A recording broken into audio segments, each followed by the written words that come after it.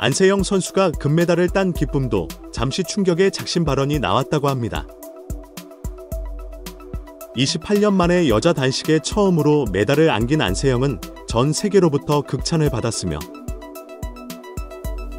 안세영은 경기 내내 밝게 웃는 모습으로 임했으며 경기 후에도 상대 선수에게 금메달의 품격을 보여줬습니다. 하지만 곧바로 협회를 저격하면서 국내의 스포츠 협회에 대한 문제가 다시 불거진 것인데요. 일부 누리꾼들은 배드민턴 협회가 선수들은 이코노미석을 타고 임원진은 비즈니스석을 탔다는 건 알려진 사실이라며,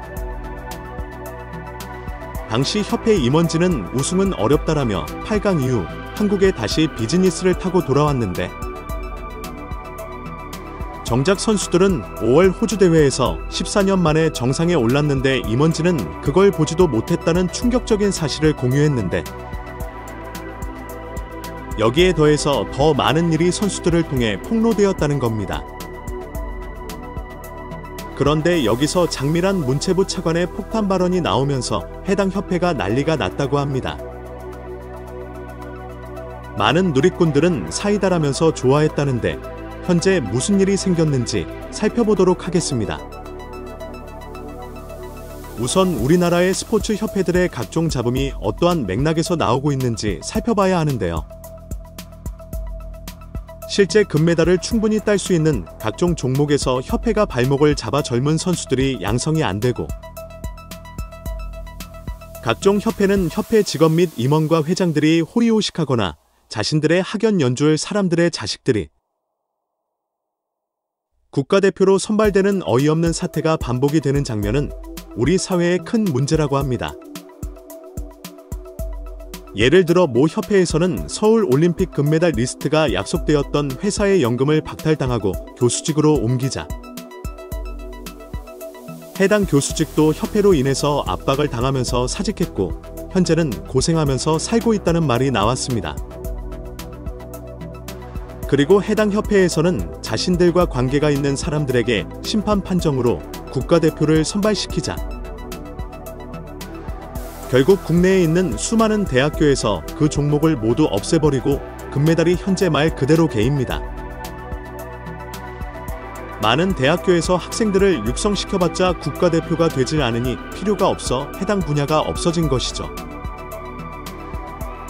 해당 분야는 2010년까지 아시안게임에서 일본을 압도하며 금메달이 일본보다 많았다고 하는데요. 반면 일본은 한국이 없어진 사이에 승승장구하며 금메달을 독식하는 일이 벌어졌다고 합니다. 게다가 일본에서는 2016년에 스포츠청이 신설되었고 정부에서 제대로 지원을 하기 시작했다고 합니다. 일본 정부 스포츠청에서 아예 집중적으로 메달리스트를 육성하자며 매년 1조 원 넘게 예산도 편성한다고 하죠. 원래 일본이 올림픽에서 우리나라한테는 상대가 안 되었는데 최근 10년 전부터 치고 올라왔으며 이제는 스포츠 강국으로 금메달 10개는 기본으로 올림픽에서 따내는 것도 바로 이러한 점입니다. 문제는 한국은 일본보다 원래 올림픽 분야 강국으로 서포트만 잘해준다면 못할 게 없다는 점인데요. 너무 반복해 입이 아픈 소리입니다만 양궁협회만 보더라도 한국은 전세계 최고 시스템을 갖췄고 전세계 최초 로봇 양궁 도입 매년 국가대표, 선발 프로세스 등 투명하게 협회를 만들자 이번 올림픽 전 종목을 석권했습니다. 김진우 선수와 대결을 한 미국 앨리슨 선수도 이에 대해 한국은 양궁 시스템이 최고라 그렇다며 극찬했습니다. 스포츠협회의 정말 황당한 점은 선수들이 평생 노력해 운동한 것을 한순간에 물거품을 만든다는 사실인데요. 축구를 백날 잘해봤자 히든크가 아니었다면 당시 명지대 출신이었던 박지성은 월드컵 근처도 못 갔을 겁니다. 고려대는 박지성 입학 취소 통보를 했는데 명지대 김희태 감독이 박지성의 능력을 알아봤으며 그는 축구부 입학이 끝난 걸 알고 박지성을 테니스부로 우회 입학시켜 축구선수 생명을 이어가게 했다고 하죠. 허정모 국대감독도 박지성 능력을 알아보고 국대에 뽑았는데 뒤에서는 박지성을 빼라며 압박을 받았습니다. 이처럼 한국 축구의 레전드조차 한국에서는 간신히 국대가 되고 월드컵에 나가는 척박한 환경이다 보니 다른 소외된 일부 종목에서는 얼마나 심판 조작이 판을 치고 선수들이 억울함을 당하는지 모르는데요. 급기야 이제 안세영 선수의 폭탄 발언이 이어지며 걷잡을 수 없는 사태에 이르렀다고 합니다. 안세영은 경기 직후 인터뷰를 통해서 배드민턴도 양공처럼 어느 선수가 올림픽에 나가더라도 메달을 딸 수 있으면 좋겠어요 라면서 충격적인 발언을 하며 많은 이들을 놀라게 했습니다. 안세영은 협회에서 부상당한 것을 너무 아니라고 생각해 대표팀에 실망했다라고 말하면서 대표팀과는 계속 가기가 힘들 것 같다라면서 이번 사태가 심상치 않음을 드러냈습니다. 안세영은 지난 광저우 아시안게임 때 치명적인 무릎 부상을 당했으며 이는 보통 부상이 아니라고 했습니다.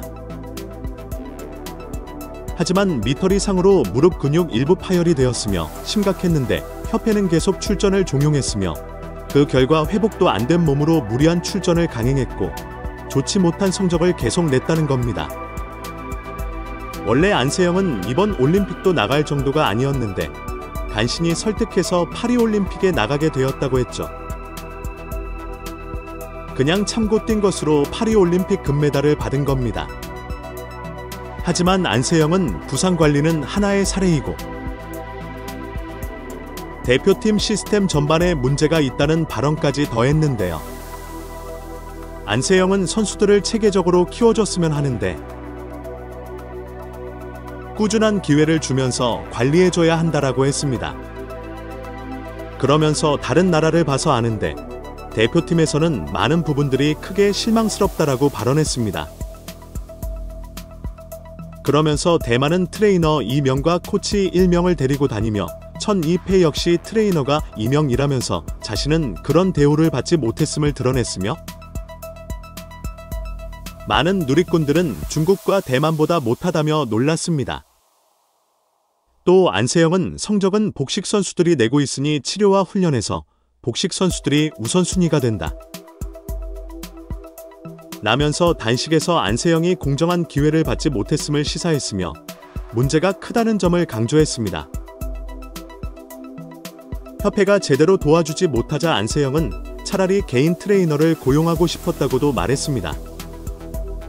어찌 보면 이번 파리올림픽 금메달은 안세영 스스로 만들어낸 금메달인지도 모르겠는데요. 물론 협회는 이에 대해서 안세영을 도왔으며 치료를 위해서 한 의사를 따로 1명 파견했다고도 말했습니다. 협회는 해당 부분을 회장님께 보고 드렸다면서 이런 일이 생겨 당황스럽다고 말했습니다.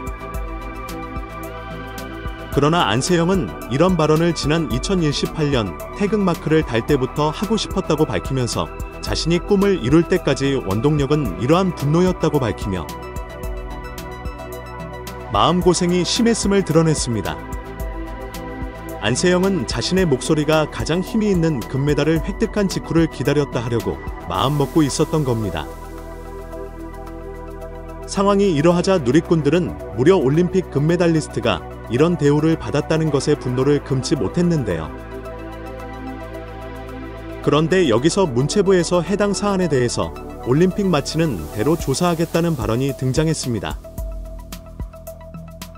모든 스포츠 협회가 국가의 지원을 받고 있는데 금메달리스트의 발언이 나온 만큼 중요한 일이 된 것이죠. 장미란 차관은 축협도 조사에 착수했고 배드민턴도 시작해야 해서 매우 바쁜 게 아닌가 하는 말이 나왔는데요. 이러다가 우리나라에 논란이 있는 협회는 모두 조사 대상이 되는 게 아닌가 하는 말이 나올 정도입니다. 28년 만에 금메달을 획득한 안세영 선수에게 국가와 협회에서 최선을 다해주기를 바라는 마음인데요. 이처럼 안세영 선수가 국격을 높이는 가운데 국내에서도 뜻깊은 소식이 들려왔다고 합니다. 얼마 전 국내에 퍼진 사진 하나가 사회에 큰 파장을 일으킨 적이 있습니다. 여기 보이는 곳은 90대 노부부가 거주하는 집으로 사람이 살 수 있을 거라 믿기지 않을 만큼 처참하고 천장, 벽, 바닥 등 그 어느 곳 하나 성한 곳이 없어 보였는데요.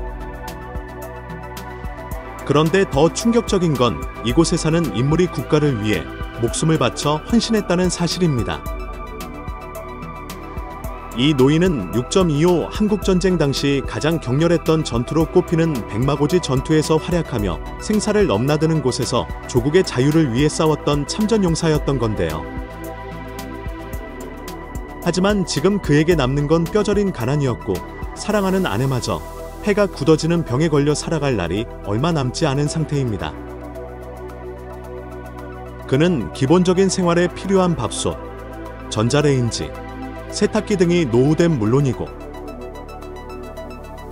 폭염 속 숨조차 가누기 어려운 이곳에서 아내의 병이 심각해지는 것을 지켜보며 매일 그저 일상생활을 할 수만 있기를 바라왔는데요. 그런데 얼마 전 그의 소식이 전해졌는지 이름도 얼굴도 모를 한국인들이 그의 앞에 나타납니다. 늦어서 죄송합니다라는 인사와 함께 나타난 이들은 무더운 여름에 가장 필요할 에어컨을 비롯해 세탁기, 전자레인지, 밥솥과 전기세 일부 등 일상생활에 필요한 전반적인 가전제품을 지원하기 시작했습니다. 이 한국인들은 인프레시라는 한국 기업의 소속원으로 현재 전국을 돌아다니며 이 같은 참전용사에게 후원을 진행하고 있습니다. 실제 생활고로 반찬을 훔쳤던 참전용사에게는 생활비 선불파드를, 피부암에 걸렸지만 씻을 수 없던 참전용사에게 화장실 개선을, 뚫린 천장 빗물이 새어 썩어가는 집에 살던 참전용사에게 천장 수리 등을 지원하였고 이번에도 어려운 참전용사를 위해 이 같은 결정을 한 것입니다. 그래서 오늘은 한국의 역사를 알리는 기업 인프레시의 후원 상품을 소개하고자 합니다. 해당 티셔츠와 볼캡은 참전용사의 희생과 헌신을 잊지 말자는 싱즈2 리미터이미터버라는 문구를 넣어 감사를 표하고 있으며 심플한 디자인으로 일상 속 착용을 할 수 있도록 디자인되었습니다. 이 상품을 통해 많은 한국인들이 동참하고 있으며 수많은 참전용사들이 도움을 받고 있습니다. 해당 상품의 구매처는 고정 댓글에 남겨드리겠습니다. 저희 역시 이 후원에 동참하며 꾸준한 행보를 보이는 인프레시를 응원하려 합니다. 한국의 자유를 위해 싸워주신 참전용사분들께 깊은 감사를 드립니다.